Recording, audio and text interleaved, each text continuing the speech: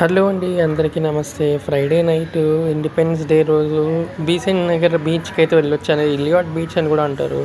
ఇక్కడ వచ్చేసి చాలా బాగుంటుంది బీచ్. చాలా పెద్ద ఏరియా యాక్చువల్గా. సో నడవాలి చాలా. మీరు బీచ్ నుంచి ఇసుక దాకా, రోడ్ నుంచి బీచ్ దాకా చాలా నడవాలి. సో దారంతా షాప్లే ఉంటాయి ఫుడ్కి. North Indian, south Indian snacks, potato shakes మొత్తం లేనిదంటే ఏముంటుంది. వెజిటేరియన్, నాన్ వెజిటేరియన్ చాలా బాగా ఎంజాయ్ చేస్తారనమాట మీరు.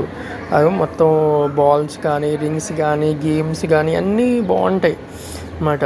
సో ఒక మంచి ఎక్స్పీరియన్స్ ఫ్యామిలీతో పాటు నైట్ టైంలో. అండ్ లాంగ్వేజ్ ప్రాబ్లం కూడా ఏం లేదండి. అందరూ చాలా కోఆపరేటివ్గా ఉంటారు. చాలా బాగుంటుంది యాక్చువల్గా. ఎప్పుడైనా సరే చెన్నై వచ్చినప్పుడు బీసెంట్ నగర్ బీచ్ మాత్రం డెఫినెట్గా మిక్స్ చేసుకోవద్దు. అండ్ సీ వచ్చేసి చాలా వైల్డ్గా ఉంటుంది. సో జాగ్రత్తగా ఉండాలన్నమాట.